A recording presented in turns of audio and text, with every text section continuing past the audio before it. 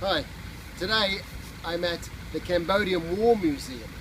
The War Museum that was set up in 2001 that commemorates and reports some of the atrocities that happened under Pol Pot's regime. Cambodia got independence in 1953, then had a time of economic prosperity up to the early 70s, and then from 1974 to 1979 the Khmer Rouge under Pol Pot decimated the country, wiping out a genocide of between an estimate of 1.7, 1.8, 2 million people, driving them into the countryside to plant rice out of the cities, killing the intellectuals, killing the aged, and killing those who disobeyed. So this museum is for them. Now, it's one example of something that's known as dark tourism. Dark tourism is people attending or being motivated to go to different attractions that look at death and torture. So there's many different examples around the world. You can think of the London Dungeon, Auschwitz in Poland, Dachau concentration camp in Germany.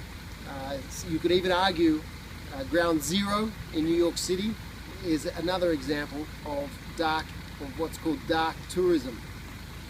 Now, with any other types of niche tourism, again, we have to distinguish between motivation, people that are specifically going to a destination to see these things, and activities that are there. So here I am in Cambodia looking at the War Museum, but my prime motivation to come to Siem Reap was to go to Angkor Wat. But I've come to this dark tourist site. Am I a dark tourist? Again, that's a debatable issue. I wouldn't classify myself as a dark tourist.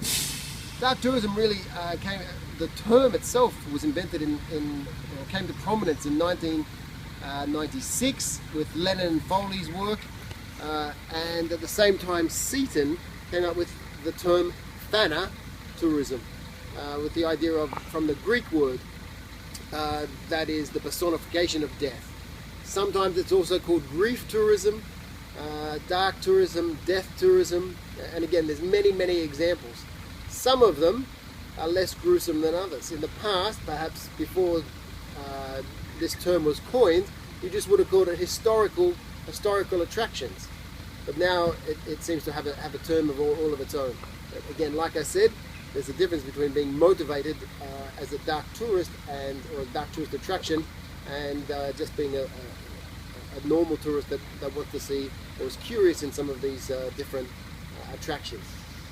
Nevertheless, this is a very fascinating and interesting war museum. It reminds people of the atrocities that happened in not so long past.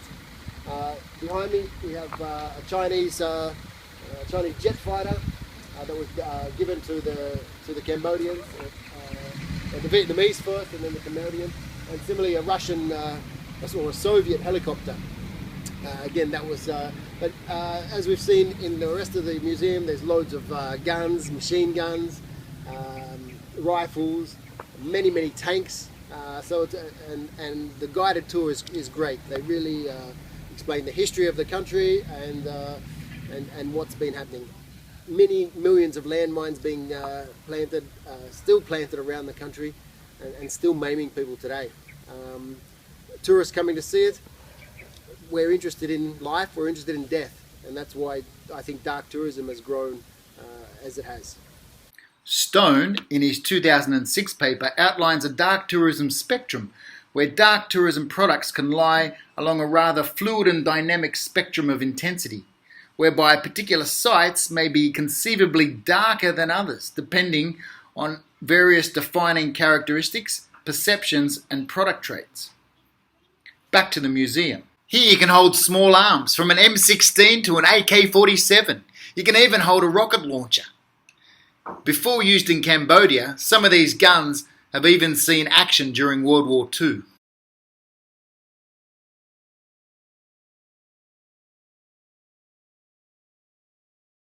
A free guide would lead you around, and each guide has their own unique background, so they can tell you all about their personal experiences.